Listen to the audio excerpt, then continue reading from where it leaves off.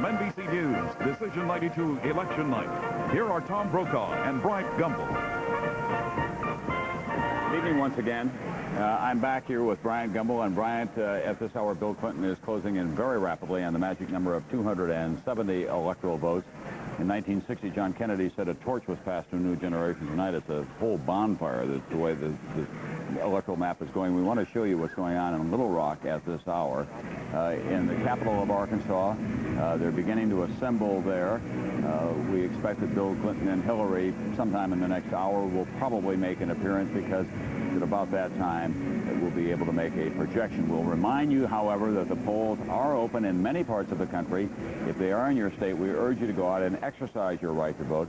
The electoral vote, of course, is based on the representatives and the senators from those states, and that's how they get to the total.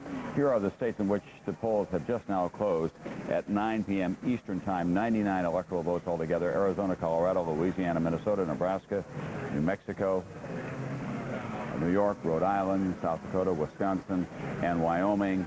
And George Bush had to have a good chunk of those states to stay competitive tonight. And the fact of the matter is, he is not getting them. We're now prepared to make more projections for Bill Clinton that will take him close to the 270 marker. He is the projected winner in New York. No surprise there. 33 electoral votes. That's one of Clinton's most important states. It stayed rock solid for him. Minnesota has been in the Democratic column. 10 electoral votes there. Bill Clinton is the winner there as well, and voted for Michael Dukakis last time around. Here's a winner in the Rocky Mountain states. Colorado, 8 electoral votes. Perot was a big factor, taking away from George Bush. And now let's go to New Mexico. 5 electoral votes in New Mexico. Last voted Democratic in 1964.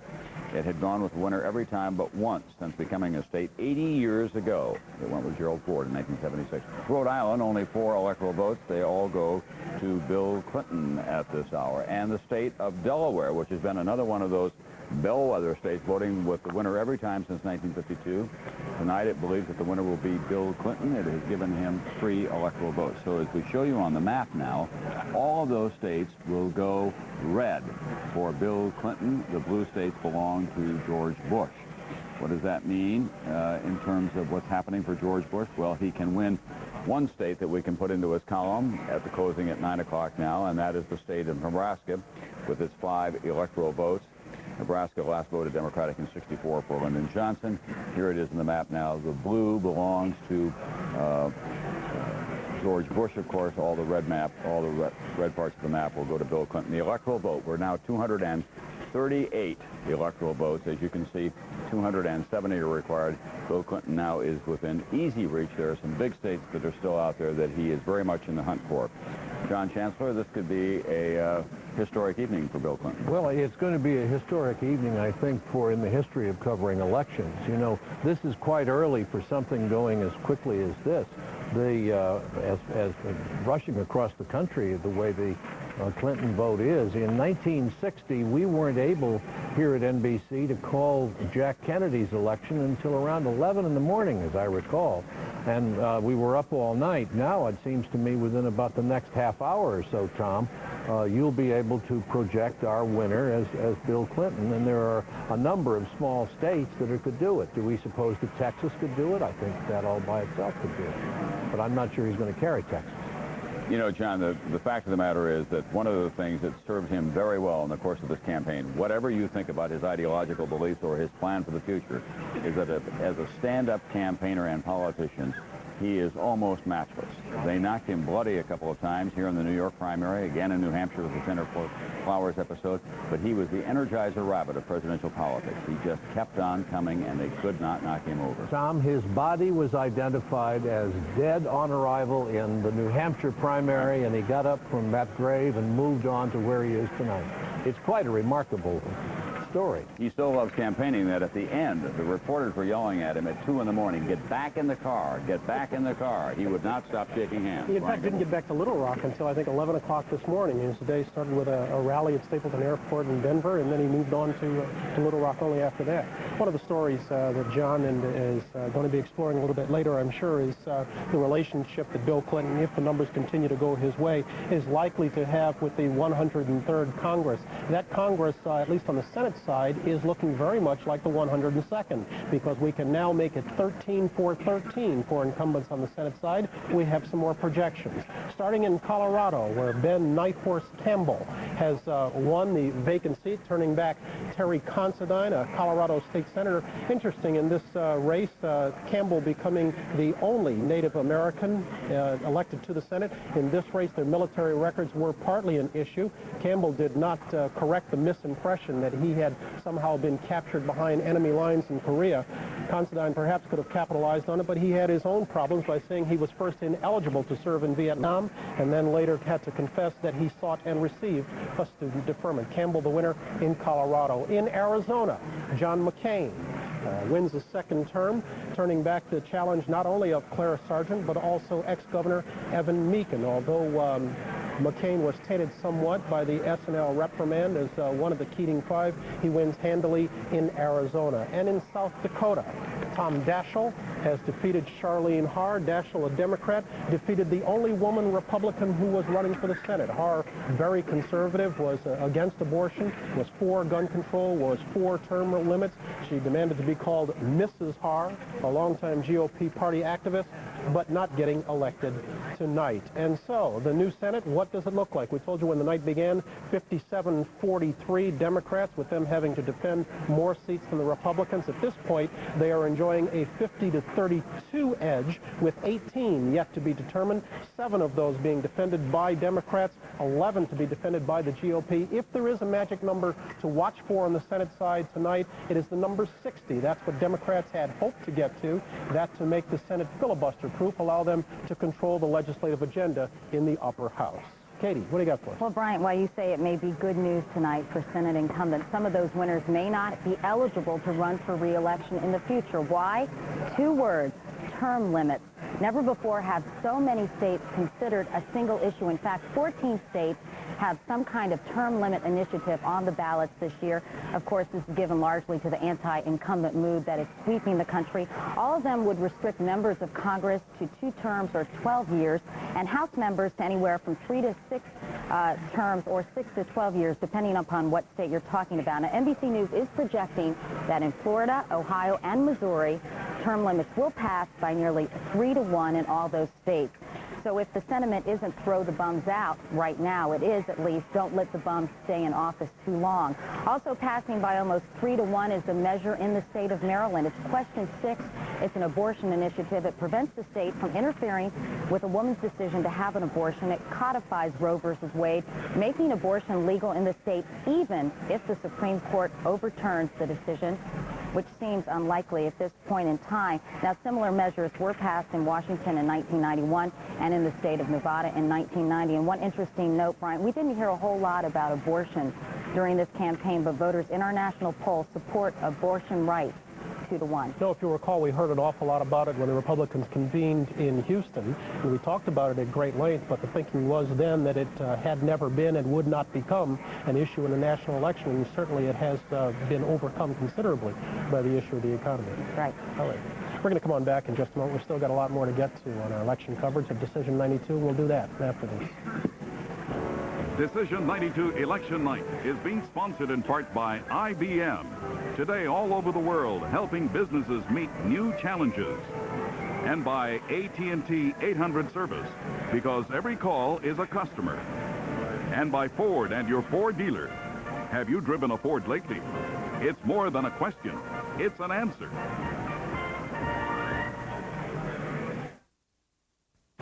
You're about to see a side of Ranger you never expected.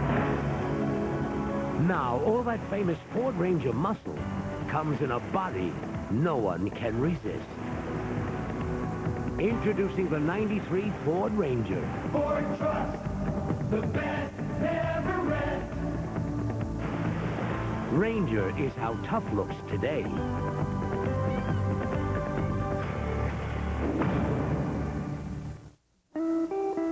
This month, American businesses could lose 1,800,000 calls. That could be enough lost customers to fill Dallas. Next month, Memphis and Tucson. Calls they wouldn't have to lose if they used the most reliable 800 service, AT&T. instead of another service. This year alone, that could mean 12 million more customers and millions of sales. So choose AT&T 800 service, and you can get everything that's coming to you. No one has to tell you that doing business today is more challenging than ever.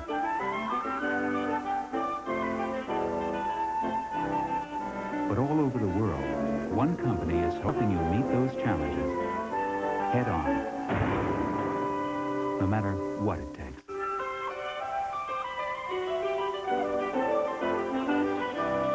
New challenges, new thinking. This is a Powers That Be election update. Senator Bill Powers seems to be headed toward re-election tonight. This comes after one of the dirtiest campaigns in history, in which Powers called his opponent, the late Harry Truman, an empty suit. Stay tuned for Powers' acceptance speech in just a few minutes here on NBC.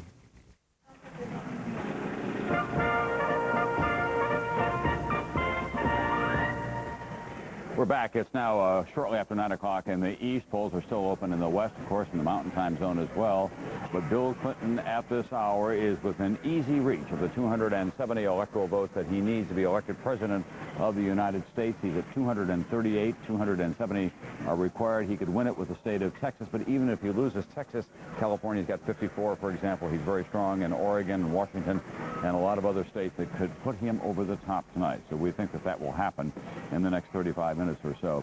Here are the states that are simply too close to call for us. I did mention Texas. The idea that Arizona is too close to call boggles the mind. That has been solid Republican territory. It is the home base, of course, of Barry Goldwater, who was quite critical, incidentally, of George Bush, especially for his stand on abortion. Down south, Mississippi and Alabama are still in play. That was not expected. Ohio is still in play. Virginia and North Carolina still in play.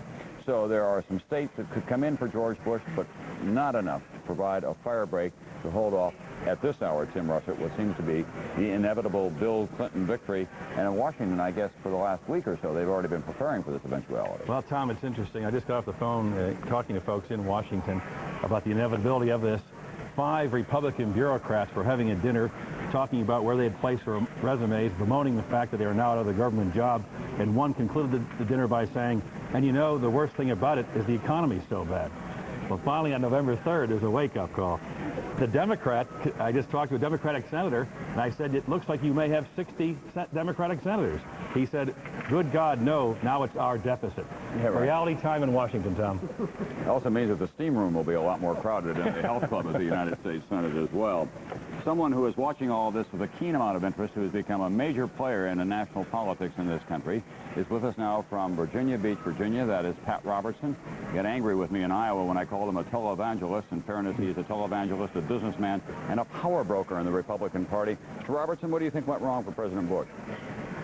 Well, I don't think that his handlers treated him very well, Tom. I think the campaign was not run particularly well. They put Bush out on the point to take all the abuse and to make some of the mistakes, and I just don't think the campaign was focused. There are many people in the Republican Party who believe that the Republican National Convention in Houston, of which you were a prominent part, was simply too extreme, too strident in its positions, and they cite your speech and Pat Buchanan's as well.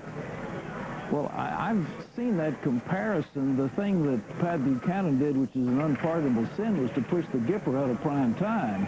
And that was not a good thing. As you know, I spoke about 7:20 at night in between two Republican governors, and it wasn't a very great speech, but it was about the economy and about the fall of communism, etc.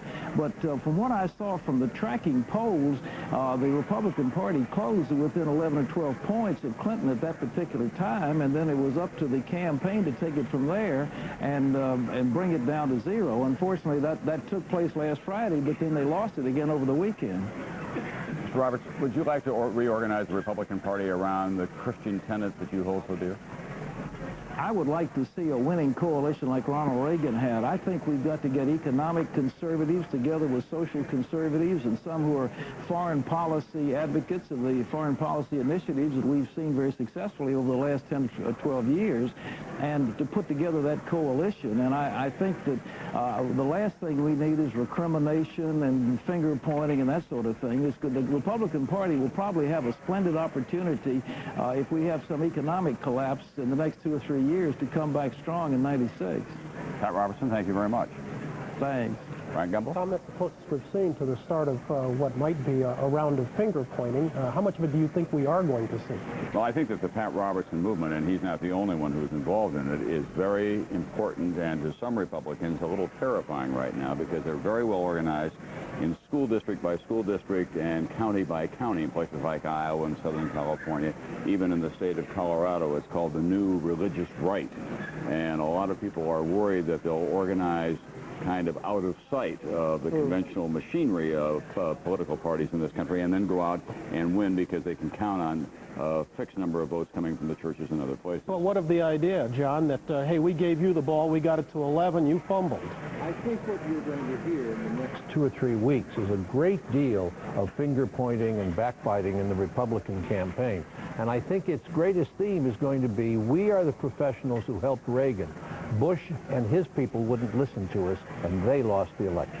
Katie Curry? I was just going to say, you were talking about the religious right, Tom, and its influence on this campaign. And I read recently in the final days of the campaign, flyers were distributed to some 250,000 churches with comparing the agendas of all the candidates and certainly encouraging Christian congregations to vote for George Bush. And a Republican Party operative told me at the beginning of this campaign, all of that aside, he said, you know, the Republican Party has been able to win since 1968 as being the party that is strongest against communism, best able to take care of the economy, and strongest against for law and order. There is no communism. Economy is in the toilet, and law and order was wiped out as an issue after Los Angeles. Let me jump in here, Tom, with yet another projection. Don't mean to sound like a broken record, but another Senate incumbent has prevailed in South Carolina. We can project Ernest Fritz Hollings, the winner, going back for a 5th term, defeating Thomas Hartnett. Interesting race in this one. Hollings, one of the authors of the Graham-Rudman-Hollings bill, had actually run an ad of Ronald Reagan praising his work. Reagan got on the phone, asked him to stop. Reagan came out for Thomas Hartnett. Wasn't enough. Hartnett goes down to defeat tonight. We're going to come on back in just a moment. Still much more ahead right after these notes.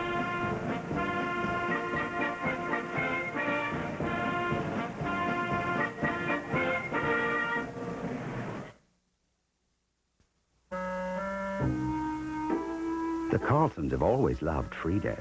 They love how it won't stick to their dental work. But since they've discovered our new Winter Fresh flavor, things have cooled off considerably. That is, at least as far as their breath is concerned.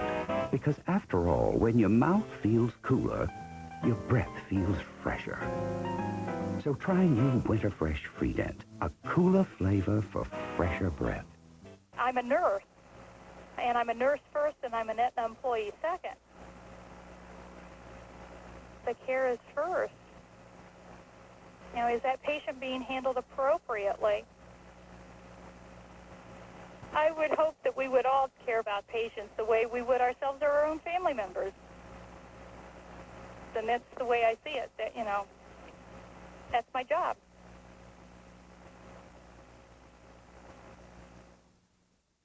Introducing a different air freshener, new Glade Nature's Collection. Give me fresh, give me clean, give me Nature's Collection. Glade's collection of nature's freshest fragrances in a spray and a carpet deodorizer. It's different, never heavy, always light to freshen any room. So fresh, so light, give me fruit, give me green, give me Nature's Collection. New Glade Nature's Collection from S.C. Johnson Wax. Nature's Collection, yeah.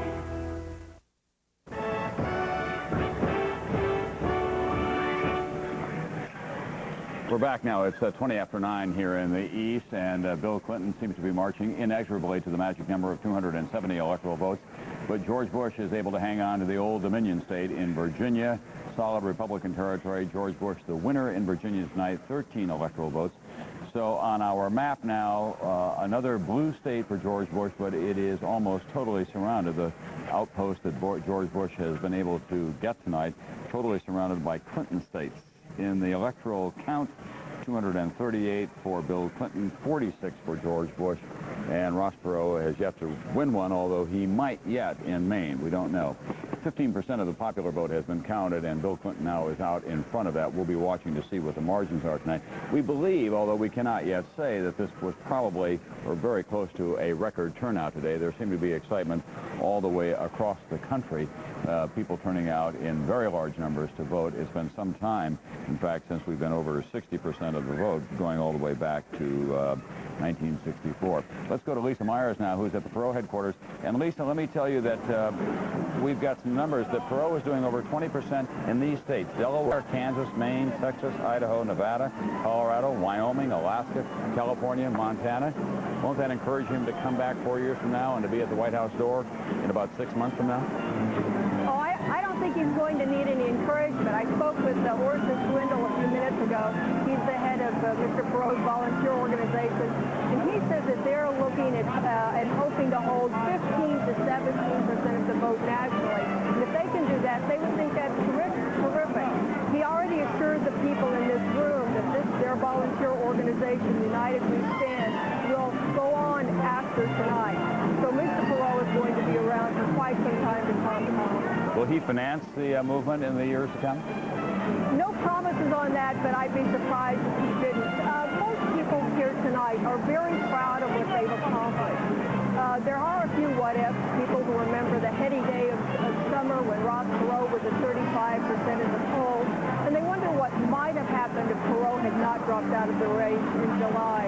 But I think that we can expect to hear more from Ross Perot on that subject tonight, I am told, although he will leave his options open as far as another candidacy. He will not say he will run again, but he will not rule it out, Tom. Thank you very much, Lisa Myers. I say this in quotes, everyone.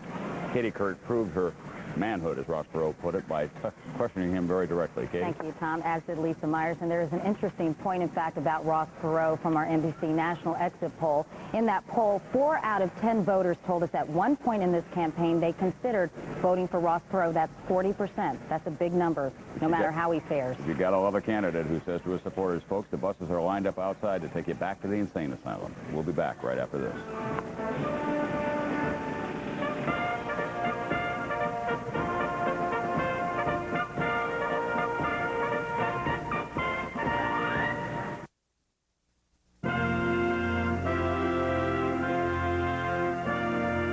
Good evening, I'm Pete Schulberg. And I'm Kathy Smith, and welcome back to our Decision 92 and our local election night update. Well, the mood at the Clinton election night headquarters down at the Hilton Hotel in downtown Portland has been steadily improving throughout the evening. Let's go now to Walden Kirsch, who is right there. Walden?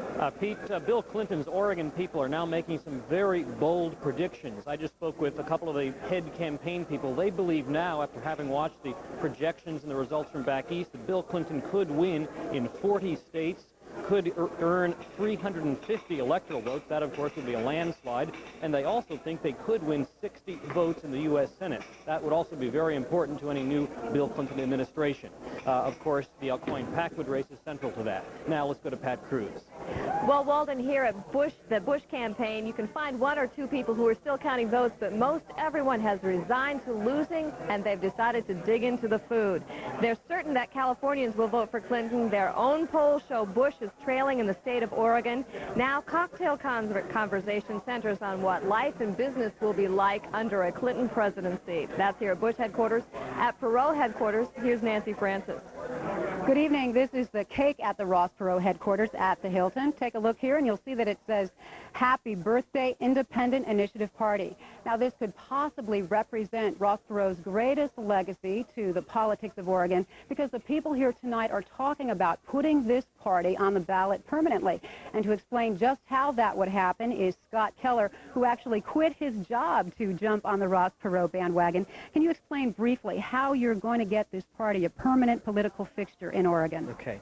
With 20%, if there's a 20% vote for Ross Perot on the Oregon ballots, once they're counted, it will create a major political party in the state of Oregon, which will be the Independent Initiative Party. If you don't get 20%, then what? it becomes a minor political party, which is just as effective or almost as effective as a major political party. Now, I notice you have voter registration cards here tonight, Scott. Is it possible that people will sign up and enough will sign up that it will become a major political party, or do you need that 20% tonight? We need the 20% in order for it to create the major party. If people are interested in signing up to be members of the party, they're more than welcome to. You still think Ross Perot can win tonight after all you've heard tonight from the networks and otherwise? Well, we've seen, the polls have been somewhat realistic, but we're not going to be able to tell until everything's counted. Okay. I'm confident. And we will check back later. Back to you, Pete and Kathy. Okay, thanks very much, Nancy Francis, downtown Portland with the Perot headquarters. Now let's check in with our election night analyst, Floyd McKay. Floyd, I guess one question we could ask is Clinton's early lead. Could this signal good news for Lessa Coyne here in Oregon? Well, if I were Lessa Coyne, I'd think this is good news indeed, because when voting turnouts are high, Democrats usually benefit. However, that's the good news. The bad news, or the good news for Bob Packwood, whichever way you put it, is incumbents are not getting bounced all over the country. There's maybe one or two in the Senate who have been defeated so far. So all that anti-incumbency thing out there that we keep hearing about is not being played out in the Senate races. Now, we may see it in some of the House races, but if I were Bob Packwood, I'd think, hey, they like incumbents a lot more than we were thinking maybe. Perot has not been projected to win one state yet by NBC. Floyd, how do you see that? We heard the Perot people say if he gets 20% here, he's a factor. What do you think? Well, someone's a factor, but the problem is someone has to take that party over if they create an independent initiative party or whatever it is they're talking about doing. I think the strongest independent political movement in Oregon coming out of this is not Perot, but it's the Oregon Citizens Alliance. And the Pat Robertson tie, which does have a national focus with Robertson, and these people are definitely moving into the right side of the Republican Party, whereas Perot, it's so dependent on Perot himself. And is this guy going to stick around for 4 years and go on television and spend billions of dollars making sound bites? I doubt it. He could be a factor in Texas and Florida for President Bush, couldn't he? Yes, he could, and they have not projected those states. But even if he keeps Bush from winning those two states, which Bush probably would have won otherwise, it's not a big enough factor to say that Ross Perot is going to cost George Bush the election. And I think for the good of the country, that's probably a pretty good thing. Okay, thanks very much, Floyd. We'll be checking with you throughout the evening. It's good to see you back here again. It's good to be back. You bet. That is it for now. Our continuous election coverage begins at 8 when the polls close here in Oregon. But we'll be back with another update in about 30 minutes. See you then. Let's not allow the homosexual political influence to normalize homosexuality to our children. It is flat out 100% unnatural. We don't agree to hatred. We don't agree to discrimination. We don't agree to the idea that any citizen should be singled out and told they're not part of the whole, and we're going to beat this measure, period. Special three-part series about a team of big, strong, tall guys who dribble, shoot, and score. But that's not all. They play with balls and hoops in front of thousands of fans who yell and scream with excitement. Put it in the basket! Good Evening wants to get you pumped. The Blazer season is about to begin, and we've got something special to get you in the mood. So tune in to Good Evening tomorrow at 6:30 on Channel 8. I have this lucky bird. Her name is Wanda. She's from Kenya.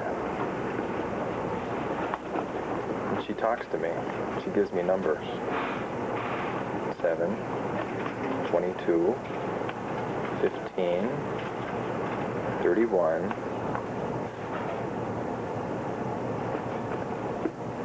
50. Thank you, Wanda.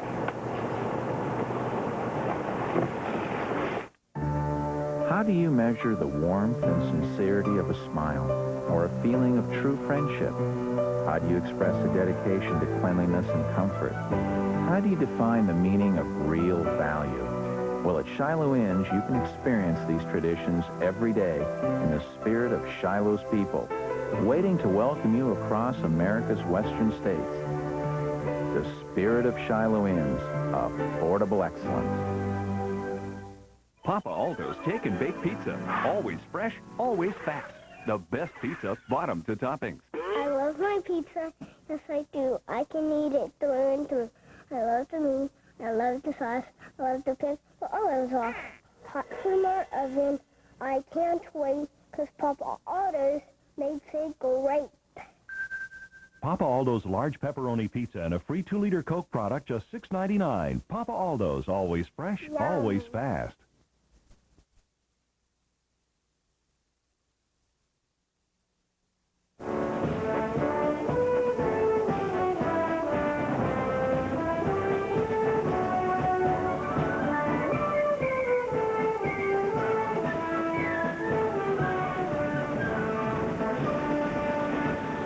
From NBC News, Decision 92 Election Night, here are Tom Brokaw and Bryant Gumbel. We're back now. It's 9:30 in the East, and sometime during the course of this half hour, it is very likely the man who liked to call himself the comeback kid that others called Elvis or the Panda Bear, that man, Bill Clinton of a town called Hope in Arkansas, will be projected the winner of the presidential candidacy of 1992. He is now very much within reach. We want to show you, first of all, the electoral vote. 238 for Bill Clinton, 46 for George Bush. He's just Texas away if he wins that state, and he may not, in fact, but there are other combinations that could serve him well. We want to show you now the states that are too close to call, and a combination of some of those states could serve him well. He still has a crack, for example, at a state like Louisiana, still has a shot at a place like Florida. And if he puts that together with North Carolina and especially Ohio and Wisconsin, then he's over the top. And we'll remind you again, as we have throughout the evening, that the polls will remain open in other parts of the country. You should continue to vote because there are many important offices and issues at stake. 15% of the vote has been counted thus far. Bill Clinton now with a 2-point lead. Ross Perot holding in there at 16% of the national vote. That would be a significant number for a third-party candidate. He's doing even better than that in a number of states. And in fact, we believe that Ross Perot probably has helped Bill Clinton in some states and George Bush in others. According to senior campaign officials who were talking to Jim Miklashevsky tonight, John Chancellor, the president now is at peace with himself and tranquil. They believe that the economy, they simply could not get over that hurdle, and they lost control of the Republican National Convention, especially after the convention. The spin control got out of hand. That is the interpretation of what happened there. Do you agree with that? No, I agree that they lost control of the convention before it happened. I think that the convention, and certainly all the polling data indicates this, offended a lot of women, offended a lot of people in the country who thought it was too religious and too hard-edged. And for some mysterious reason, George Bush believes that you've got to get all the delegates on your side before you can go out and campaign. So I think the economy certainly is the dominant issue here. But what is really curious is that the president was going up, as Pat Robertson was saying just a few minutes ago, and then stopped. And it was very interesting because he had his message together. It was crisp and coherent. It was about taxes. It was doing well. And all of a sudden, I think he got so shrill, and he kept saying, not why I'm any good. He began saying, Clinton's no good, and repeating that over and over, and not saying, I'm the better man in that. He kept saying, you can't trust him. And he got very savage about that, and the polls just started to go like that. Big question is, of course, what will happen with the whole issue of calling people bozos and crazy. And my dog Millie knows more about foreign policy than these two. When Al Gore, it was widely known in Washington, was one of the leading experts on arms control in the United States Senate. Brian Gumbel's got some news for us. Well, we do, Tom. Again, and Democratic incumbent for the Senate, we can project a winner coming from Georgia, Weish Fowler, turning back the challenge of former Peace Corps Director Paul Coverdell. Again, this is significant because Fowler needed at least 51% in Georgia to avoid a runoff. Jim Hudson, the Libertarian candidate there, we understand, is pulling about 3% of the vote, but we can project Fowler the winner. And so we continue to look to the Senate. There are a couple of other incumbents that are on the bubble somewhat. Terry Sanford, a man who had an awful lot of health problems within the past 2 months. It is working against him in North Carolina. And a former good friend of his, Locke Faircloth, is beating him right now with 40% of the vote counted, 51 to 49. That's still too close to call. These two men were very close friends until Sanford decided to run for the seat that Faircloth coveted. Faircloth changed parties, now finds himself running against Sanford. And in Pennsylvania, another one too close to call. Lynn Yackel, who made her mark coming after Arlen Specter for serving as chief prosecutor of Anita Hill during the Clarence Thomas hearings. Specter made up an awful lot of ground by charging that Yeagle was a one-issue candidate, but that one issue seems to be serving her well so far tonight, with and out in front right now, 51% to 49. Those two were watching, huh? Thank you very much, Brian Gumble, a man who is not as visible in this presidential campaign as he has been in years past, but nonetheless was out working for voter registration in the course of the past several months, is with us now. He is the Reverend Jesse Jackson. And I'm fine. I trust that that's not an FM radio station you're listening to on those headphones, that you are hearing me through those, right? I do. Okay. Now, how many states did you go out and try to register voters in, Reverend Jackson? Well, about 40 states. Early on, the focus was on the real portion seats across the South, because we knew that across the South, where there are more, where you have minority white, majority black Democrats, it was important to have big turnout in the South. We then started focusing in the West at places like Les O'Corn in Oregon and Patty Murray in Washington. What we found across the country, the kind of things that drove the campaign: A, no more Russian bear to be afraid of; B, the objective economic conditions; C, the Anita Hill factor; and fourth, the reapportionment across the South. Reverend Jackson, do you think that you now have a claim on the Bill Clinton agenda if, in fact, he gets to the White House? It appears very likely that he will. And if you do, what would be your order of priorities for him? You know, it's not a private claim. I share with many people that Bill Clinton will honor the commitments made to the people. One, an economic job stimulus program, a plan to reinvest in urban America, a national health care plan, D.C. statehood. That's about empowerment. Bill Clinton, before a congressional committee, and testified in support of statehood. Al Gore is an original co-sponsor, and I look forward in the early days for him to honor that empowerment agenda. Reverend Jackson, you heard Ann Richards earlier. If you did not, I'll repeat what she said. She said that there is a new Democratic Party. It is a party of fiscal responsibility. Can you achieve all that, do you believe, and still be fiscally responsible at a time when we have such an enormous deficit? Well, achieving D.C. statehood does not cost any money. It just means expanding democracy and making room in the U.S. Senate. If Bill Clinton is going to challenge the foreign corporations to pay their fair share of taxes and the wealthy to pay their fair share, that's where some of the money is. Of course, with no external threat, Europe and Japan can better share the burden of their own defense. We can reinvest in the country, and by investing, we can stimulate growth. That's how you generate revenue. That's where some resources are. So I think if we work together with this mandate and hopefully 60 U.S. senators, we can change the course. And some of that legislation that Bush vetoed, like family leave, like motor voter registration, Clinton can sign early on and can leave people with a good feeling for a long time, and kind of, what I would say, revive our hopes and take us forward, and not our fears and take us backwards. Reverend Jackson, thank you very much for being with us tonight. I know that we'll be hearing more from you in the months and years to come. We'll be back with more on Decision 92 right after this.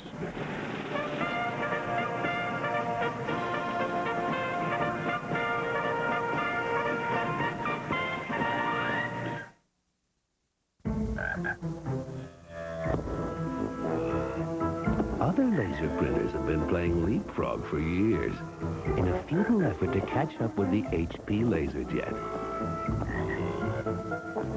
Now they're truly up against it.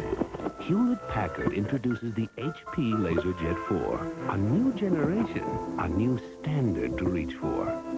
Good luck, fellas. If it isn't a LaserJet, it's only a laser printer. Introducing Ford Taurus wagon and the bags.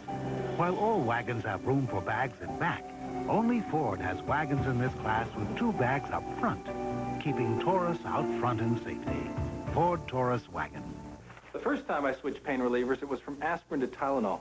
Then recently, I switched again, from Tylenol acetaminophen to Advil. You see, I got these really pounding headaches, and I found Tylenol didn't always get rid of all the pain.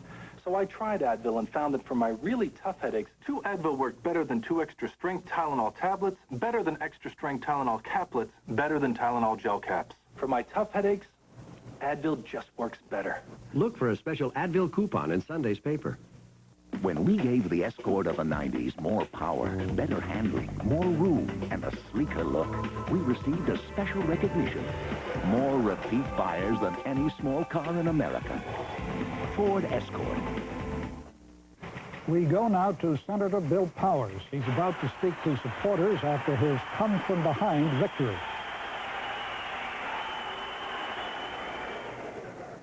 My friend. I'm afraid that's all we have time for now, but Senator Powers will have more to say on the powers that be this Saturday on NBC.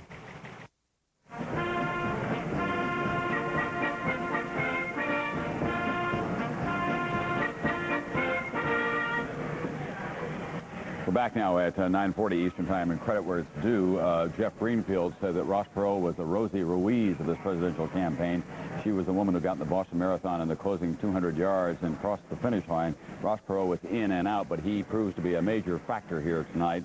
We are going to tell you that in Kansas, he's now getting 26% of the vote, 19% of the vote in Texas, 19% in Florida.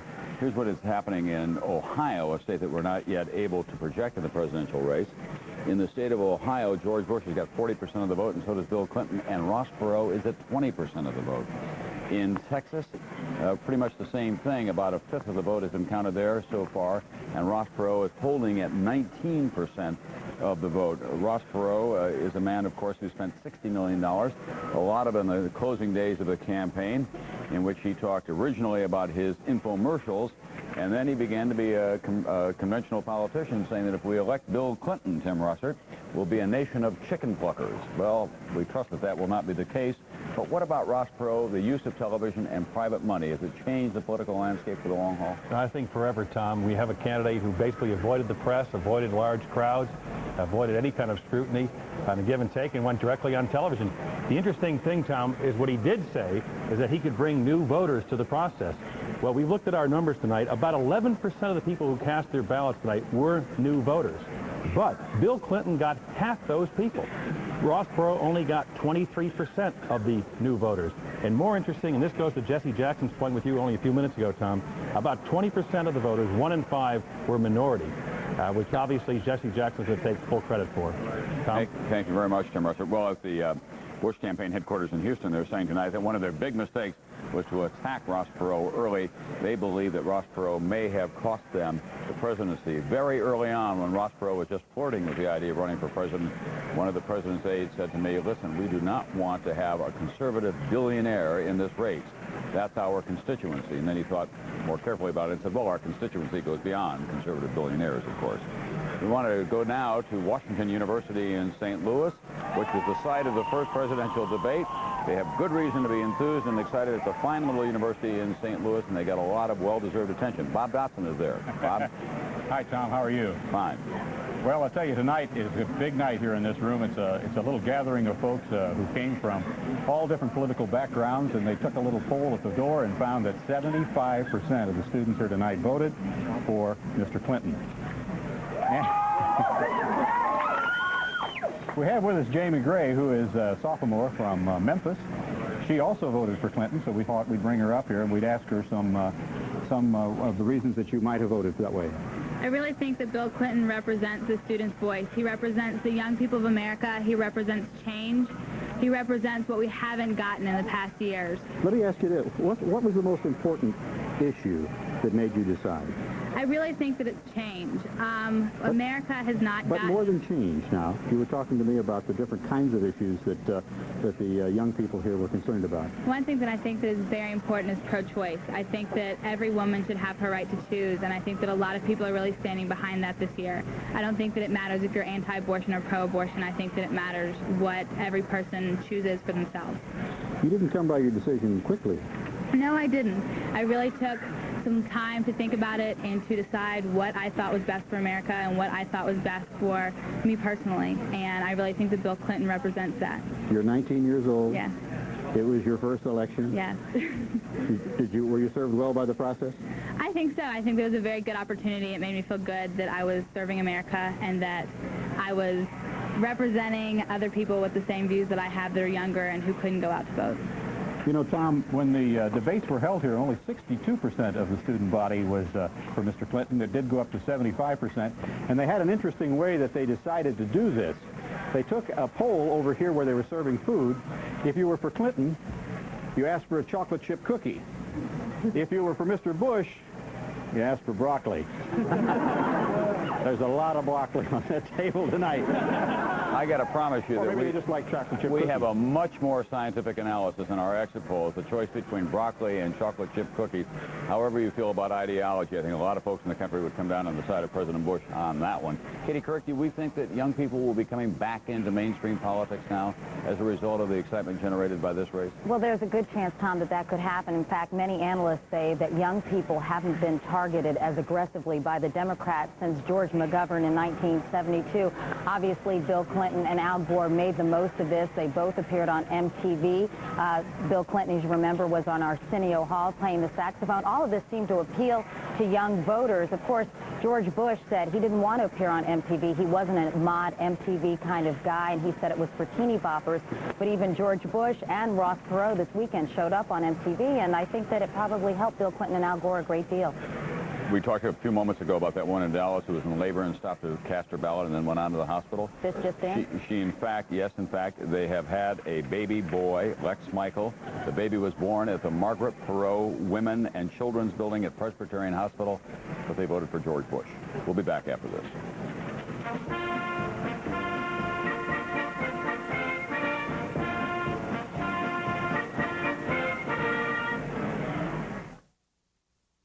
Ask anyone who's driven a Ford lately. They can tell you safety means more than seatbelts and reinforced steel panels. It can mean anti-lock brakes, child-proof door locks. It means your family's protection. That's why Ford offers more models with dual airbags than any other manufacturer. Have you driven a Ford lately?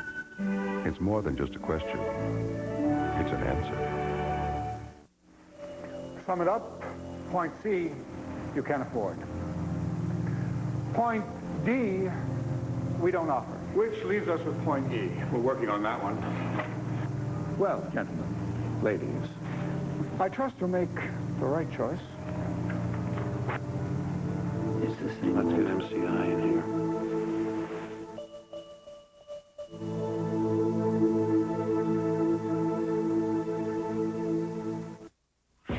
Want to run all your software fast? Then look for the Intel Inside symbol on your next computer. It says you've got a real power source on the inside. Like the upgradable Intel 486 microprocessor. Power it up and run your software at light speed. Intel, the computer inside.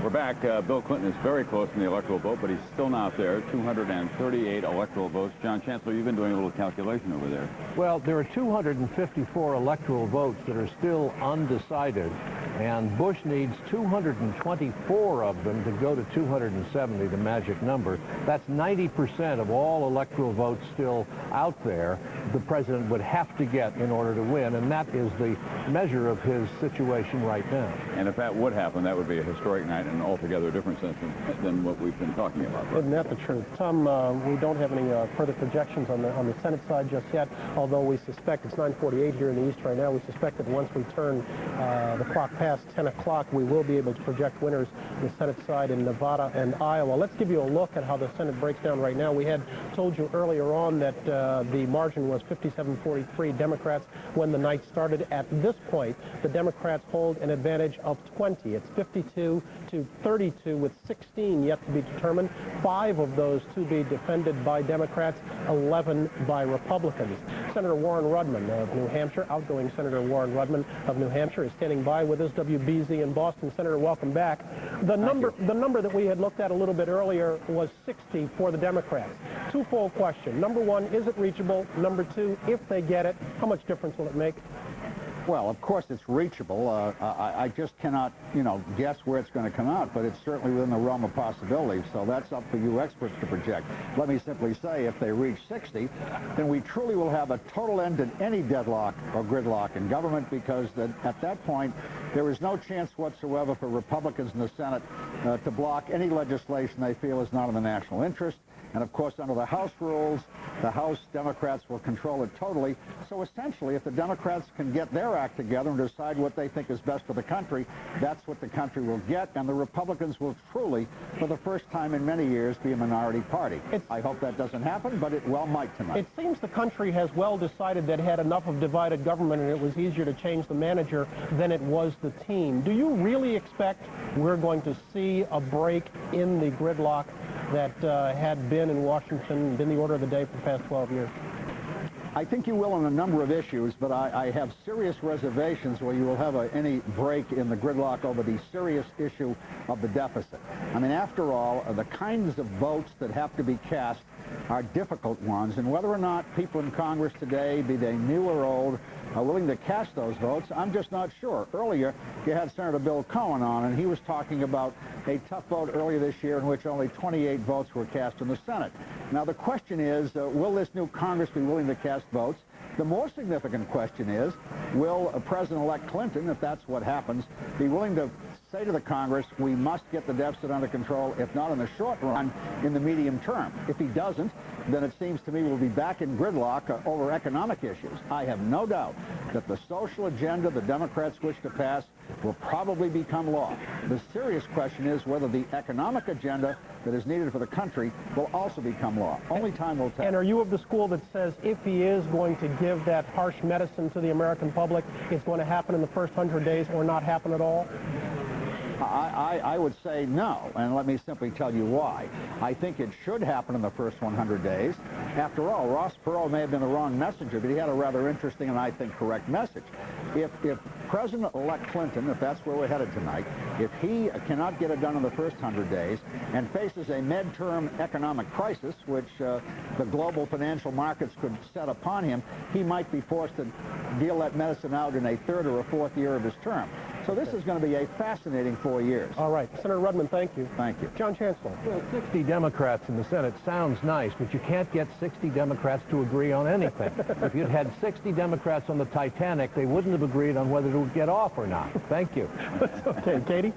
Well, Brian, as we said before, abortion really hasn't dominated the political landscape this year as it has in years past, but abortion rights advocates seem to be the clear winners tonight. We've already seen a strong pro-choice measure that passed in Maryland this evening. Now, voters have rejected an initiative in Arizona that would have prohibited abortion except in life-threatening cases. The measure was opposed by 2/3 of the voters. It would have also prohibited the use of public funds for an abortion. Tom?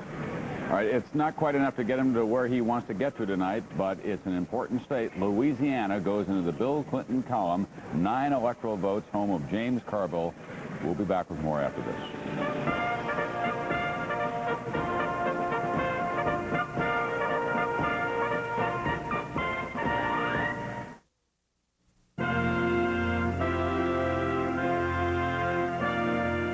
Good evening, I'm Kathy Smith. And I'm Pete Schulberg, and welcome back once again to Decision 92 and our local election night update.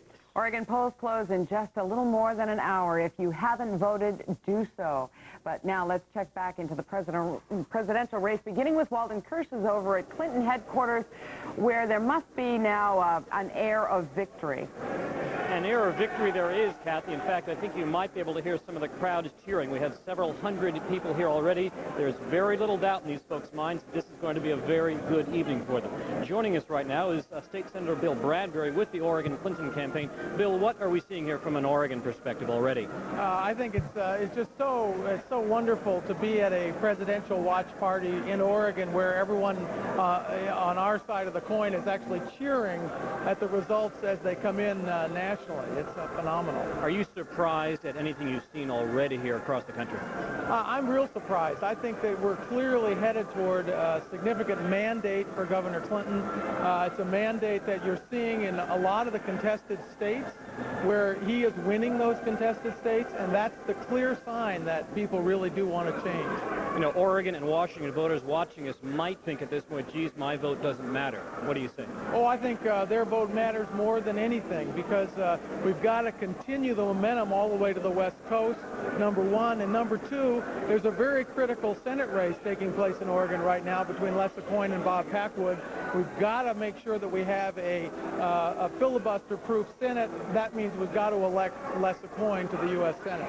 Last question, Bill. Does the relatively poor showing of Ross Perot so far across country, does that surprise you at all? It's not really surprising. I think when it comes down to it, when people get into the voting booth, they say, well, do I want to make a protest vote or do I really want to vote for change? And I think the strength of Bill Clinton's victory tonight shows that people really want to change, not just a protest.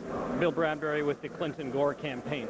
Kathy and Pete, the party here nominally begins at 8 o'clock, although I have to tell you it's only a little before 7, and there are hundreds of people here. We expect this ballroom will be packed within an hour. Back to you, folks. I'll bet it will. Thanks very much, Walden Kirsch at the Hilton tonight. And with us all night to make sense of the election is political commentator Floyd McKay. Floyd, does this look like a mandate? NBC is projecting Clinton winning 247 electoral votes at this hour. Well, for a mandate, you need a couple, three things. One is you have to have a big margin of victory, and I think it's clear that Governor Clinton is getting that big margin. The other thing you need is you need to have a Congress that'll go with you. Now, what we're seeing so far is a lot of numbers out of the Senate, and there's a little bit of numerical change there. Democrats are doing okay, but to hearken back to what John Chancellor was saying, you get 60 Democrats together, and they're not going to agree on everything. So that you're looking at the type of new Democrats, and you're looking at people like Lynn Yeagle out of Pennsylvania and Carol Moseley Brown out of Illinois, and they're very progressive Democrats, and they're going to drive, I think, a very activist agenda. Now, what's happening in the House? We don't know at this point. But this was the year when the Republicans were supposed to score big in the House. Reapportionment meant new districts, and those districts that had a tendency to shift to the suburbs, which are more likely to be Republican. But what happened is the Republicans blew away a lot of their chances at the Republican National Convention and in nominating candidates that couldn't carry those new districts. They may have had some problems there with women as well. You talked about the Absolutely. women candidates. Who figures into this big margin? Did the Bush campaign disenfranchise a lot of women who went over to Clinton? Well, the Republican National Convention, for a lot of women, was a disaster. They felt like they absolutely were not part of it, and the strong pro-abortion stand, anti-abortion stand by the Republicans definitely cost them votes. So what you've got now is, in terms of women running for legislature and for Congress, they're mostly Democrats. Almost all of them are Democrats. And the Republicans have got to bring women into the mainstream part of politics. Instead, they're coming in through the religious right, and those people are not likely to win general elections. So Republicans have painted themselves into a corner on this issue, and I think the feminism issue is a big part of it, Kathy. It looks like we will see exactly how much they painted themselves into as the night proceeds. Especially as we get to the Pacific Coast and we see 3 Senate races in which women are running. You bet. Okay, and the polls, of course, close at 8 o'clock. Now, along with the record turnout of voters today were the homeless. There was a push last July to get homeless people in Portland registered to vote, and today they showed up at precincts like this one in Northwest Flanders to cast their ballot. You know, many homeless people believed that they couldn't register because they didn't live in a home. Burnside Advocates, which organized the voter registration drive, said that is not true. Oregon's liberal voting laws make participation a lot easier here than in other states. And that's it for now. We'll be back in 30 minutes with more local election night coverage. We hope to see you then. American, for a minority of religious fanatics to dictate to the rest of us how we should live our lives. We're talking about a behavior, for one thing. Tonight's election coverage is brought to you by Shiloh Inns and Les Schwab Tires. The secret to my success is Al. Ever since I've been married to him, I just get more lucky all the time. He started these numbers first, then I kind of swiped them from him, started playing them. I have just one lucky charm, and he's sitting here. I don't know if he agrees. Yes, I'd loan Al out for a day or two. many cuts of meat is Safeway? We got beef tenderloin, beef sirloin tip. I have round roast, rump roast, Brisket, T-bone steak, New York strip steak. cube steak, sandwich steak, filet mignon. That's right. Ground beef, ground pork, ground lamb, ground turkey, ground chicken. Pork spare ribs, St. Louis style ribs, Baby back ribs, country style ribs. We got pork loin chops, Boneless pork chops. butterfly pork chops. Lamb. Rack of lamb, leg of lamb. Lamb shank. Lamb, bleh. Veal cutlet, veal scallopini, stir-fry meat, and stew beef. Did I say kebabs? Kebabs.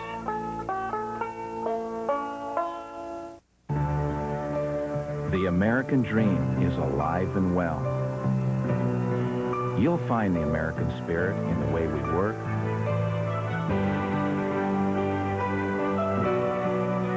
the way we play,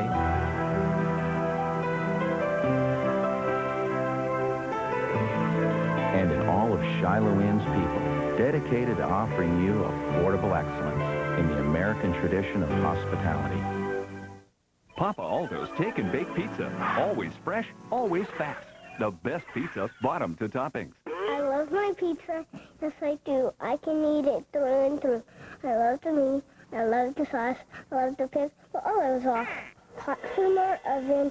I can't wait because Papa Aldo's makes it great.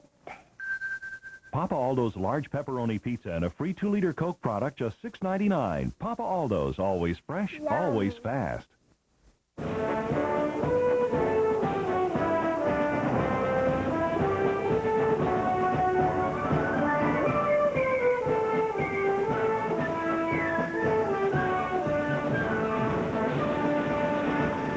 From NBC News, Decision 92 Election Night, here are Tom Brokaw and Bryant Gumbel.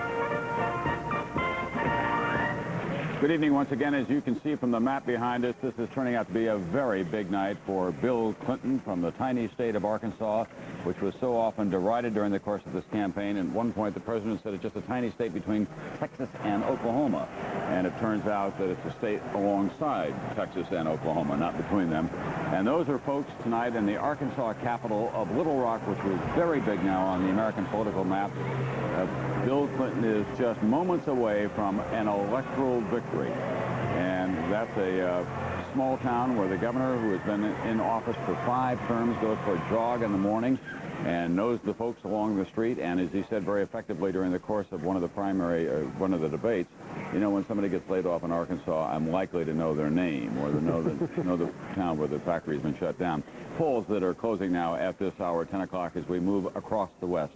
Idaho, Iowa, Montana, Nevada, and Utah, even though we continue to make projections and the electoral vote continues to count up, and that you get the electoral vote in your state by adding up the senators and the representatives, we do want to remind you again that the polls are open, especially in the Pacific time zone in many of the mountain states, and you should exercise your right to vote. Bill Clinton now is the winner in another state that has been solidly Democratic in recent years, and that's the state of Iowa.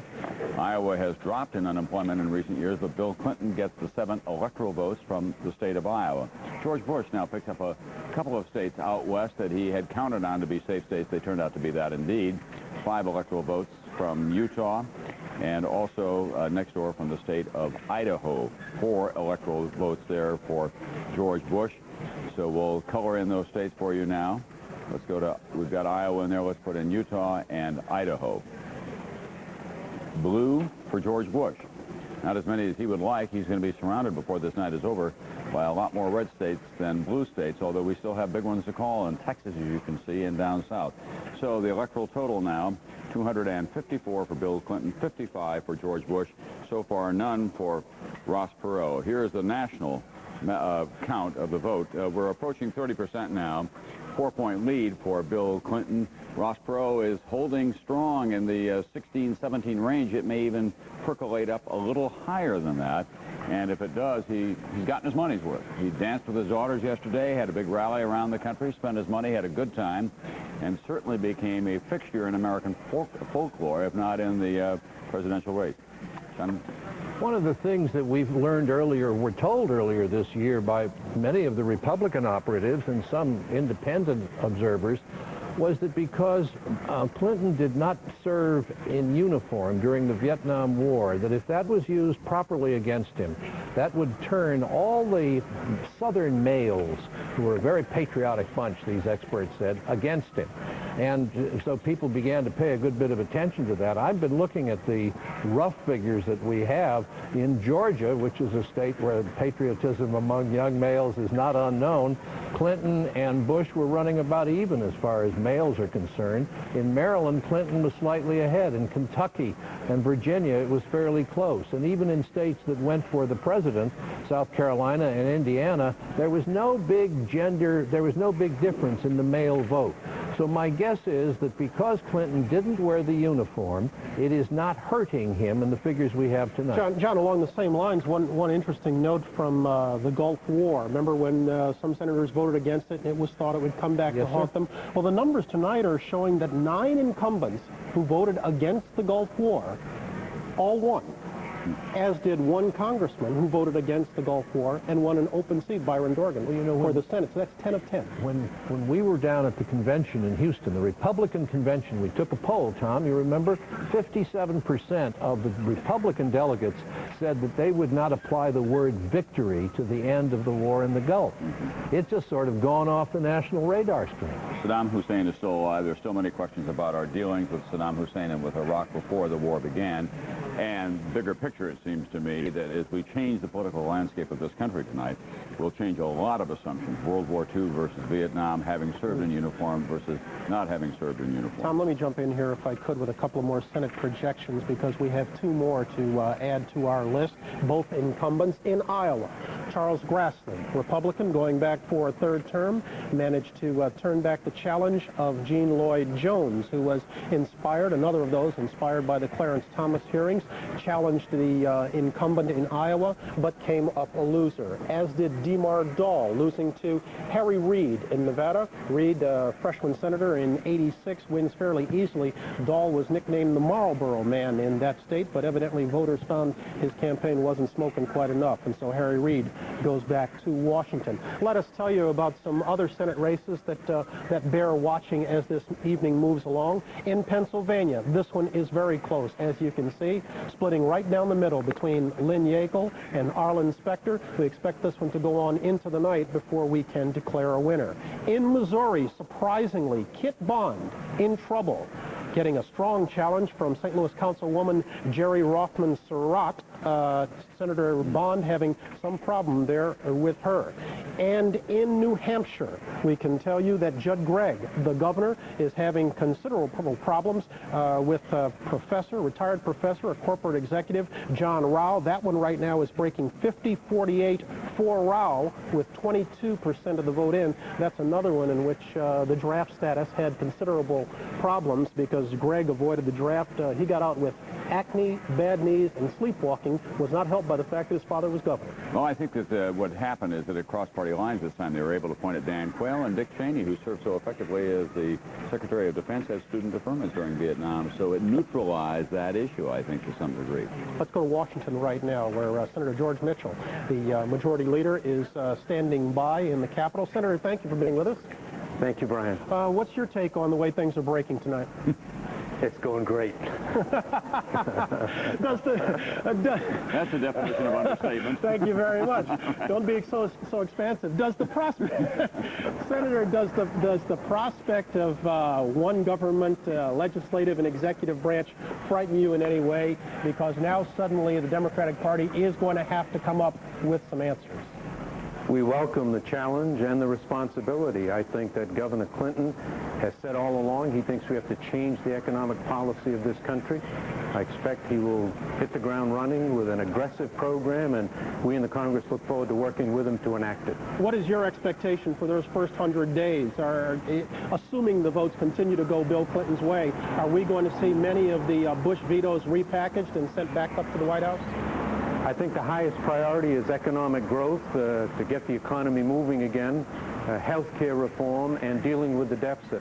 I believe all three are interrelated. I don't think you can effectively deal with one or two without the other, and I'm heartened by the fact that Governor Clinton ran such a superb but disciplined campaign concentrating on those important issues and I hope we're going to be able to implement the program promptly next year. You perhaps heard your colleague, Senator Rudman, noting a little bit earlier that a key date will be in March when it has to be determined whether or not the Clinton-Gore team decides to attack the deficit or to spur the economy. Is it your guess, too, that that is a crucial date for us to watch to be a determinant of which direction this presidency is heading? I think that to be effective, a program will have to do both sequentially. I don't think you're going to be able to have the kind of stimulus that people are talking about without also dealing with the deficit over the period of a business cycle. I think that's what Governor Clinton will do because it's what he's said he's going to do, and we in the Congress look forward to working with him. I think it's a tremendous night for not just for Bill Clinton personally or for the Democratic Party, but for the American people and the American economy. All right, Senator George Mitchell, thanks so very much. We'll be talking this evening. Thank you. Much appreciated. We're going to come on back in just a little bit, continue with our election coverage of Decision 92 right after these messages.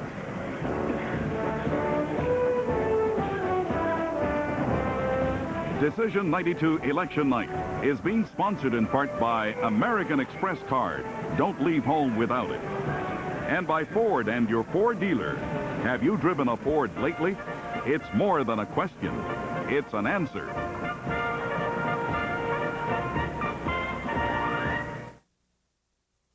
Ask anyone who's driven a Ford lately. Ask them why Ford sales are increasing faster than any division in America, domestic or import. They may tell you about safety, or performance, or quality. But on the bottom line, what they'll really be telling you about is satisfaction. Have you driven a Ford lately? It's more than just a question. It's an answer. Well, I think that over 10% of the U.S. population goes to bed hungry, and that's something that's hard to imagine. At my restaurant, like a lot of restaurants, we have extra food. Most restaurateurs don't necessarily know what to do with that food, though. And it's just a totally logical connection that we who often have leftover food would want to address this problem of hunger. The most effective way is through an organization, which is actually a national organization called Share Our Strength. They are simply agents who connect the restaurants with the shelters. Because American Express has provided the funding for Share Our Strength, their dollars are actually going to connect food with someone who needs it. American Express supports Share Our Strength. Call 1-800-251-7000 to find out how you can, too. You voted, America. Now what happens? What lies ahead for the economy, healthcare, education, and your future? A special America Close-Up tomorrow on NBC Nightly News.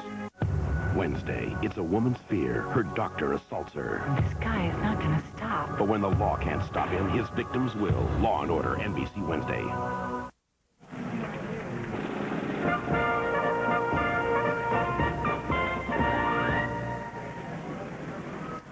It's just that close for Bill Clinton now, 10 minutes past 10 o'clock here in the East, about 11 minutes past 10 o'clock. He's very close in the electoral vote.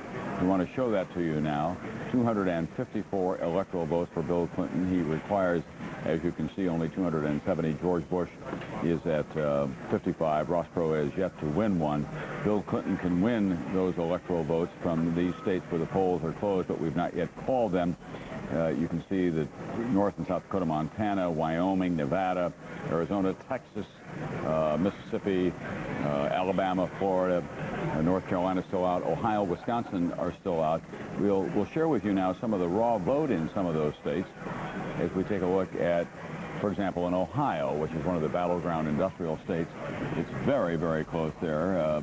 It's about 17,000 votes separating them now with just 1 percentage point. Ross Perot continuing to run very strong. We don't know where his voting is coming from in Ohio. In Florida, again, Ross Perot running about 20% of the vote.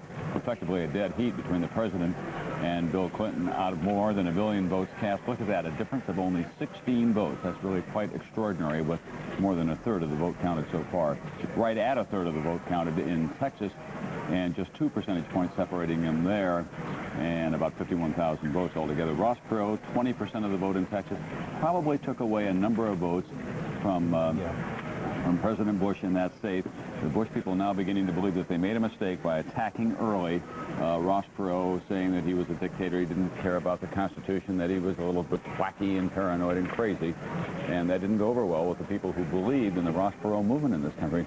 Tim Russert, you've been looking at what? The born-again Christians and their role in this campaign, and also veterans. Tom, I got a call from some Bush people saying, you know, we spent all this time in the Houston Convention trying to relate to the born-again Christians, and they always had come through with us with about 80% of the vote.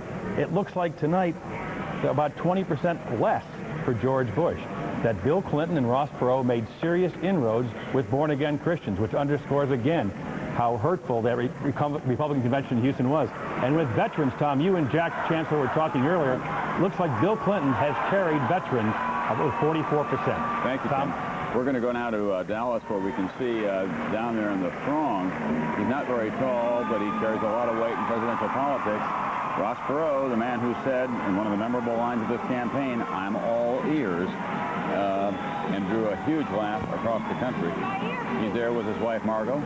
He described her as world-class, top drawer. One of his favorite descriptions.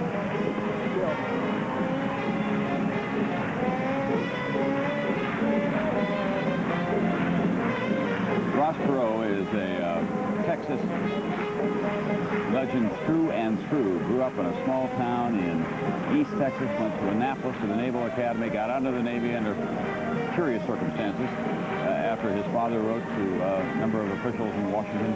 Ross Perot said officially that he didn't like the obscenity that he was hearing, didn't think that people were paying attention. Became one of the most successful salesmen ever in the history of IBM. IBM did not like his idea. He took it with some money that he borrowed from Margot that she'd saved while she was teaching, and built himself a fortune now over $3 billion altogether. He's taken on Iran, General Motors, and now conventional presidential politics in this country. So whatever else you think about him, he is a guy who likes to grab the country and shake it in one fashion or another. And Brian Gumbel, he really did change the face of Texas schoolboy athletics as well. Yes, he did. Indeed, by saying they had to meet certain standards in order to compete on the playing field. The interesting thing, Tom, is not only his past, but his future. Just how big an irritant does Ross Perot choose to become after January 20th? That's one to which there's any guess. I was interested earlier when you asked Lisa Myers, is it his intention to continue to finance the group United was 10? She really didn't have an answer. We know his pockets are deep. They are not limitless.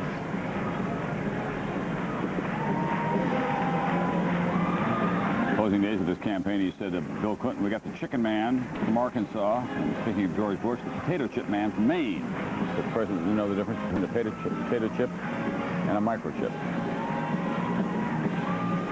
His final television commercial, memorable for its title alone, Chicken Feathers, Deep Voodoo, and the American Dream. On the Boston Globe today said that the race this year was divided up among there was a wimp, a wonk, and a wacko.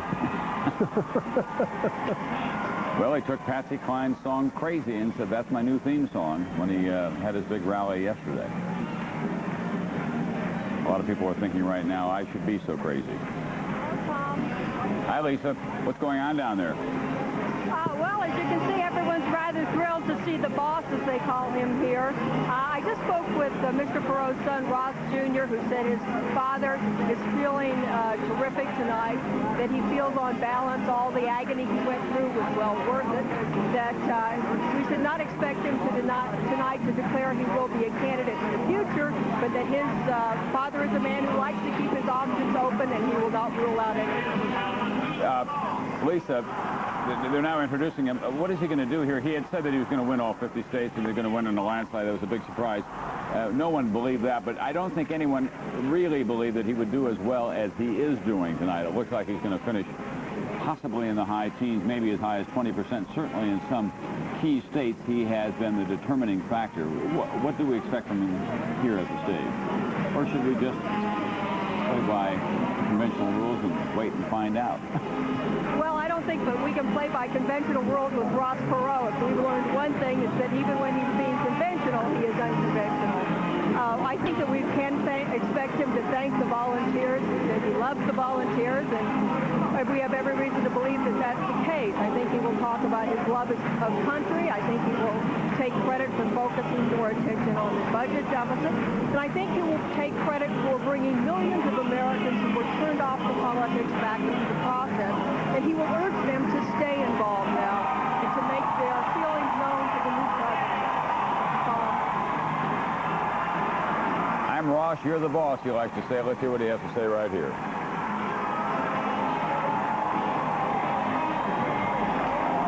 We have done a fingerprint check. That is Ross Perot, not Dana Carvey, incidentally. And Tom, he loves Dana Carvey.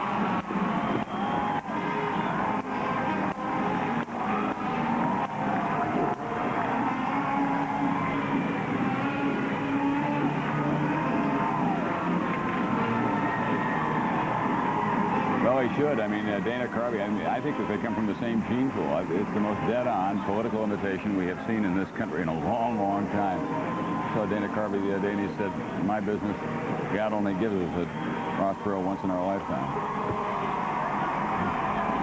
But Perot joked at one point, Tom, that he had called Dana Carvey and suggested that Carvey campaign on one side of the Mississippi and he'd take the other, but in the end he decided that Dana Carvey was too expensive for his pocketbook. There's a reason that Ross Perot still has his billions of dollars. Well, there were those inexplicable moments as well, in fairness. The terrorist roaming across his lawn, never verified. The dirty tricks, never verified. He is a man who turned off a lot of his volunteers by running credit checks on them. I'm a little surprised to hear that. And then he, not just disappointed, he outraged a lot of them when he dropped out in July in the midst of the Democratic convention. I think even some of his supporters, Tom, would say that maybe Ross Perot is not quite the right man to be president, but he certainly has brought a great deal to this campaign. We want to remind the NBC affiliates along the line that if Ross Perot begins to speak here, he's very likely to spill over into some of your time. We're doing a little station network business here, folks, on your time, but we've got to let them know that because we don't want to turn away from Ross Perot, and he has been such an important ingredient, an electrifying presence in the course of this presidential campaign.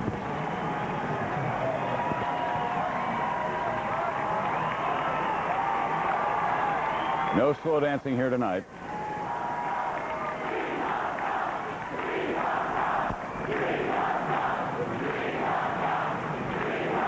Thank you.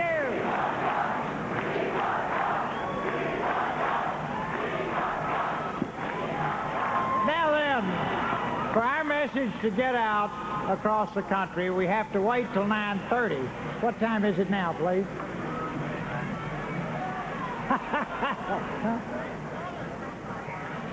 We got about 5 minutes. Now then, Ed, these are the people that did it all.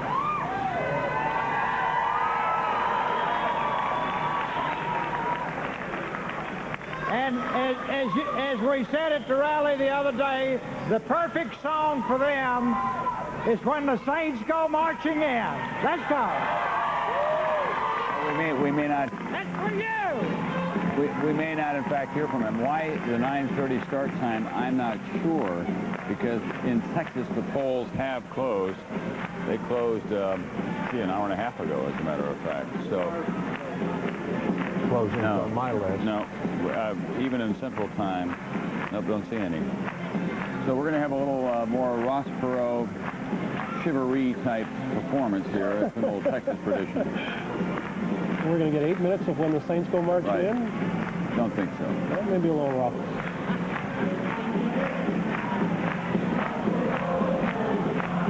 Okay, we have a call that will bring some solace to George Bush. The state of Alabama, 9 electoral votes.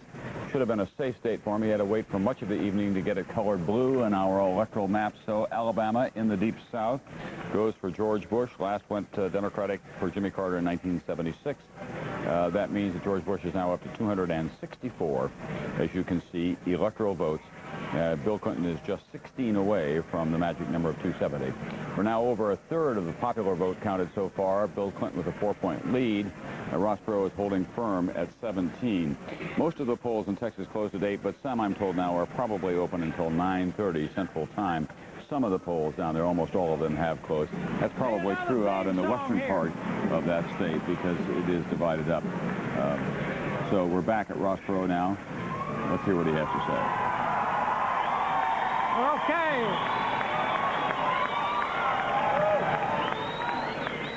Is this the end or is this just the beginning? Okay.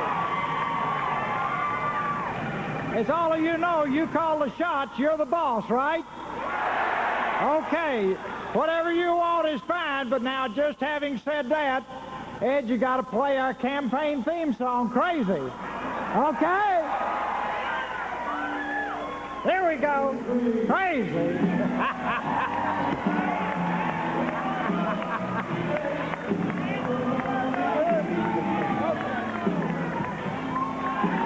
That's the Patsy Cline song. There's a duplication of what we saw the other day. He's a man who likes to dance and sing and spend his money on things that give him enjoyment. High-speed boats, private planes. His world-class family. Can be an exceptionally mild-mannered, even a shy man when he's in company that he's not very familiar with. Drives his own car to work. Willie Nelson, a native son of Texas, wrote Crazy. Patsy Cline made it famous for Ross Perot. He wants to know what's going on.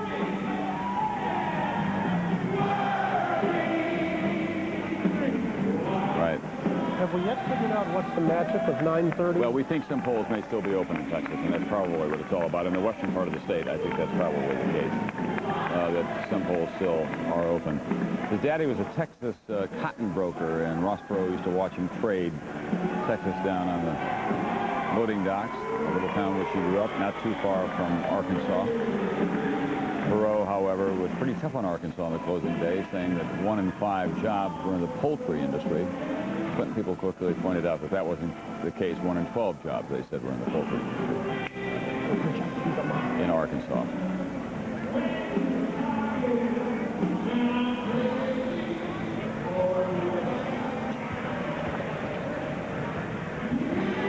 Going to get under the hood and fix it. Going to solve the deficit problem without breaking a sweat. Yeah.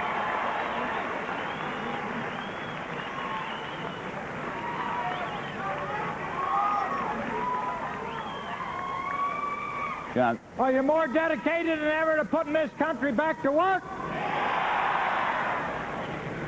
Anything more important than making the words "Made in the USA" the world standard for excellence?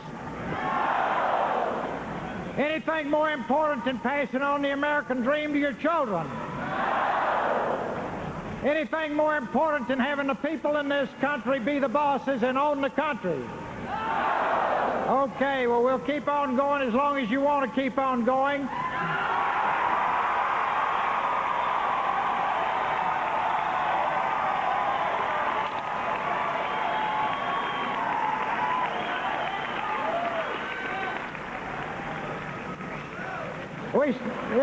I really don't like this, but there's still time to kill. So, Ed, how about way down yonder in New Orleans? That's where the voodoo comes from.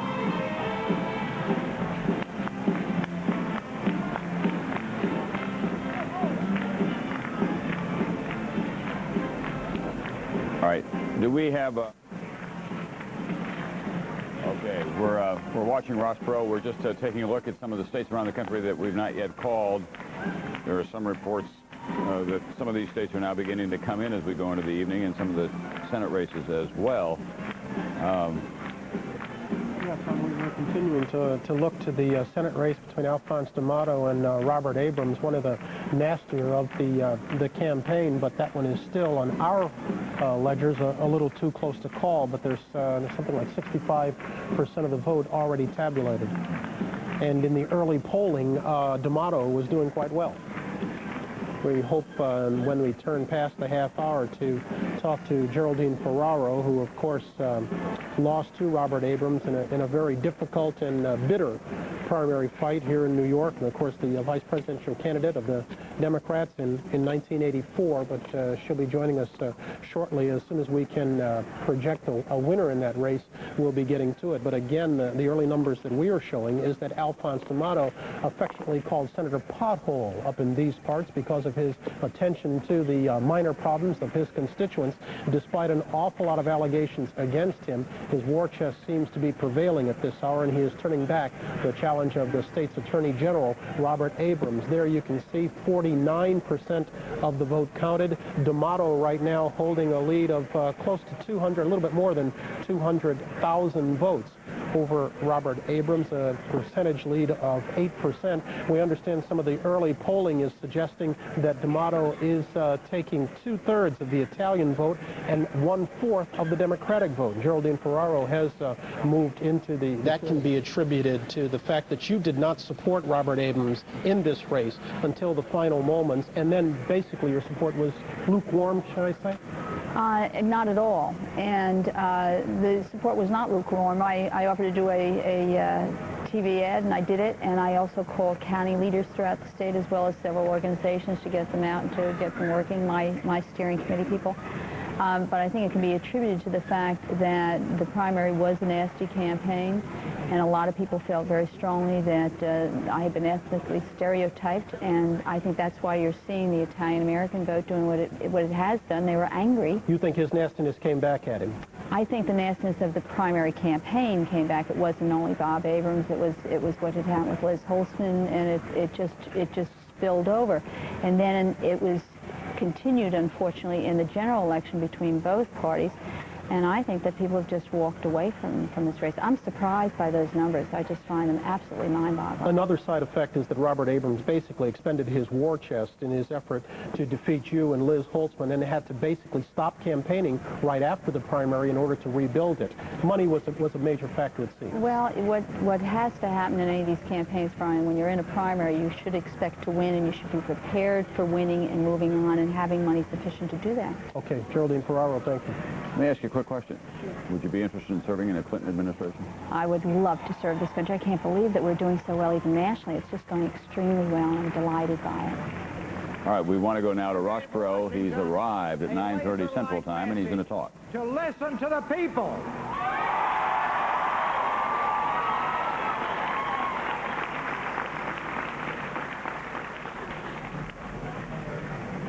You have done an incredible job of getting this country turned back around to the type country our founders established, a country that came from the people. And you have changed this country through your massive efforts. And I compliment you for it. And it was brilliant the way you did it.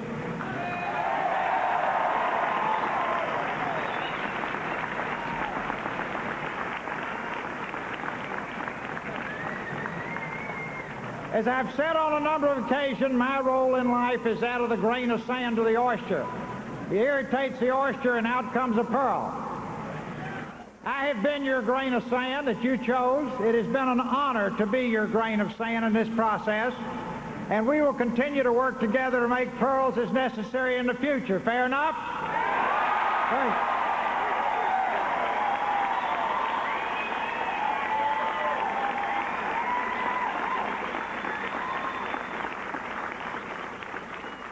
The American people have spoken.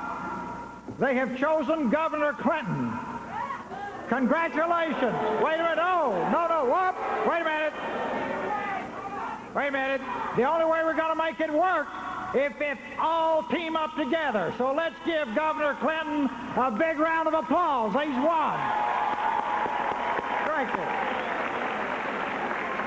Now, let's forget the election. Forget the election, it's behind us. The hard work is in front of us, and we must all work together to rebuild our great country. Thank you.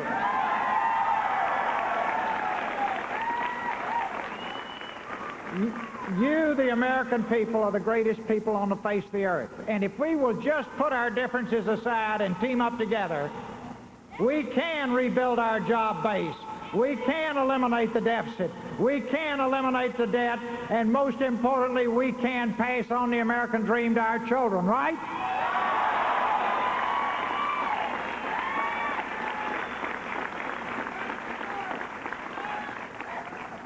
And on the way, we can reform our government and get rid of some of these problems that are so damaging to all of us.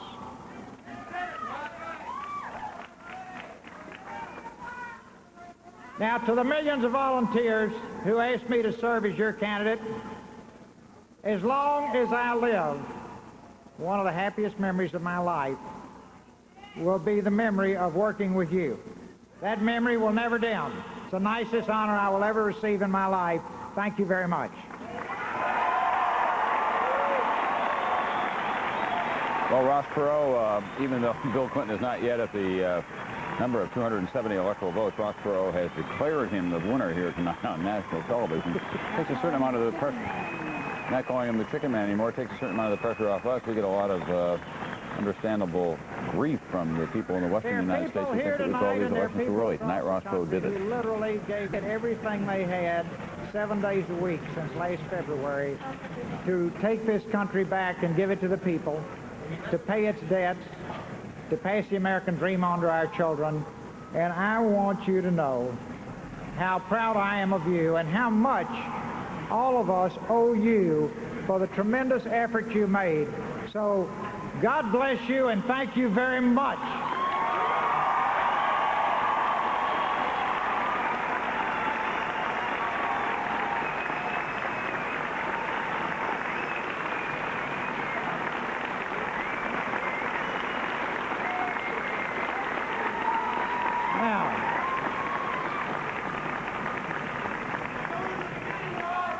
No, it's just the beginning, but the next step is we need to take all of our energy and harness it and try. See, time is not our friend. Time is our enemy. These problems our country faces need to be solved immediately. We need to all work together and work with the new administration and give it a world-class best effort to get these problems solved now. Because if we do, you benefit, the country benefits, your children benefits, and everybody wins. We've got to do it.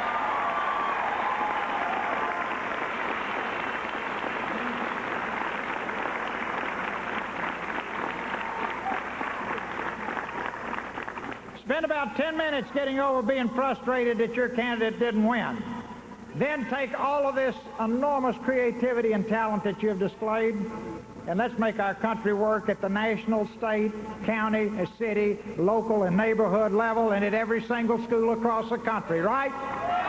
Absolutely.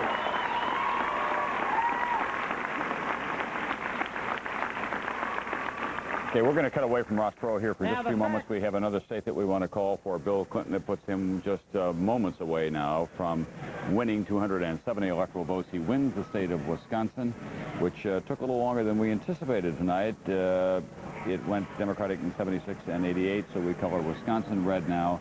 Solidly in the Midwest, he's just 5 electoral votes away from winning. Bill Clinton, the 2 Dakotas could do that for him, a combination of Montana, and then, of course, we still have California to come in with its big 54 electoral votes. So he's home free. 40% of the vote has been counted so far. Bill Clinton now with a 5-point lead. Ross Perot with 17 points and a lot more to say. Here he is. It's good for our country, right? Is it good for the country? If it gets through that filter, then we'll back it hard, and we'll use all the enormous ability that you have to get things done for the benefit of our people and our country. Now, the main thing is don't lose your enthusiasm, don't lose your idealism, don't lose your great love for this country, and please don't feel, gee, I'm powerless again. As long as we're together nationwide, you have enormous voice in this country. So we will stay together, and you will be a force for good for our country and our children.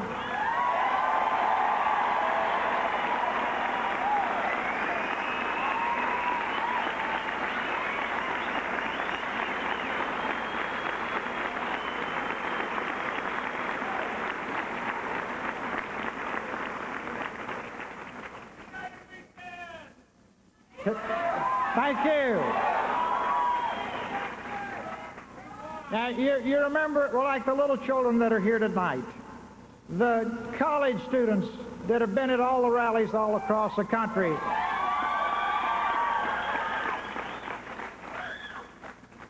When you look at them, you're looking at tomorrow. And we must give them a brighter tomorrow than any other generation has ever had in our country.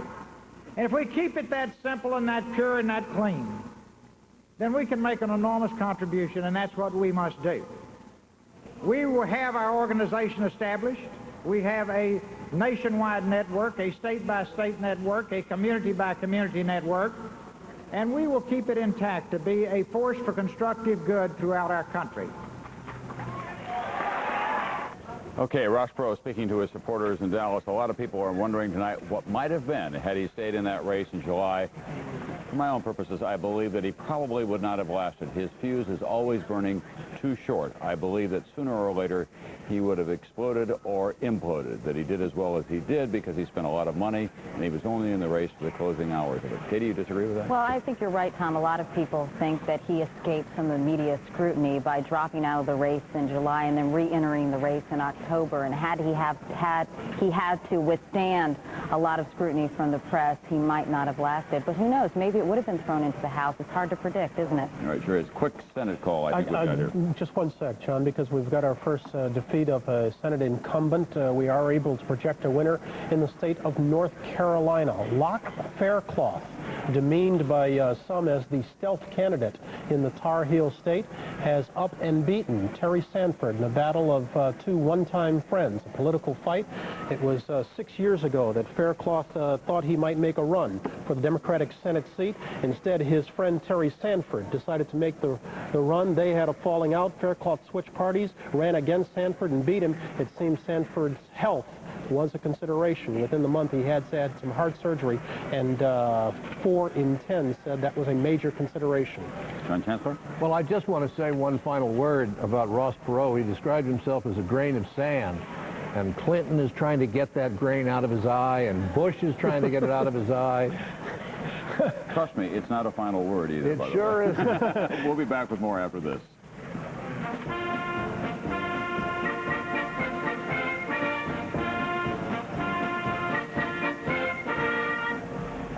Is defeated Bob Caston, seeking his third term in the Senate. Russ Feingold is a classic outsider. He came in, he won 70% in the primary. He's an unknown.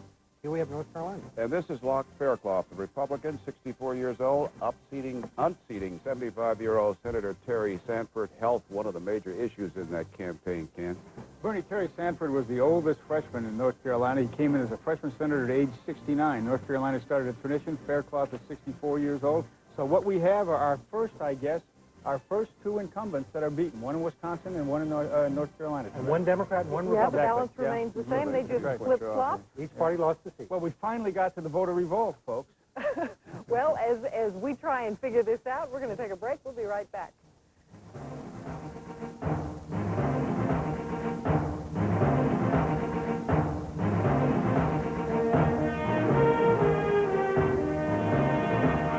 And Perot left the door open for 1996. But we're talking about 1992. And we have here, folks, an election that's about as exciting as any as we've had. Keep in mind that what we're dealing with here is a first-term incumbent president who presided over not one, but 2 victorious wars.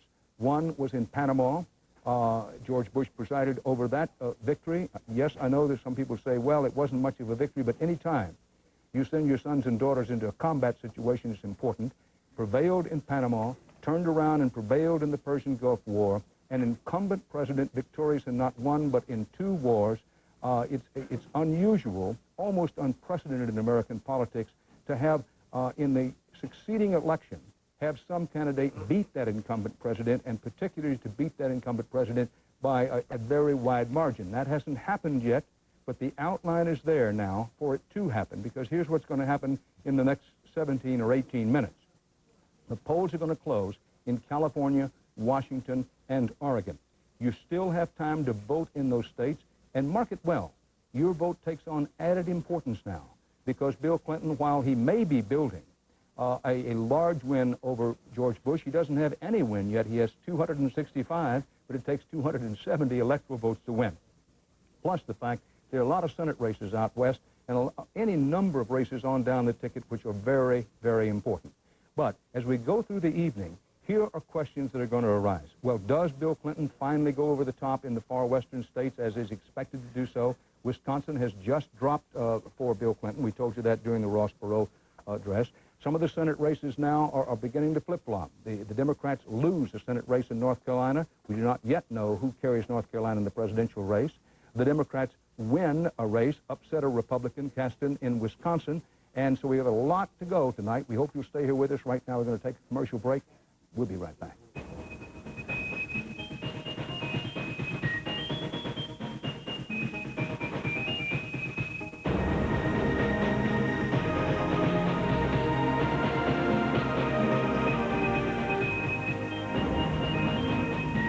Certainly wanted this kind of change. It's not the change I would have voted for. I'd have voted to change the leadership of Congress. But the American people, given it all to the Democrats, they're going to be responsible. We can't blame Republicans for anything now for the next 2 to 4 years.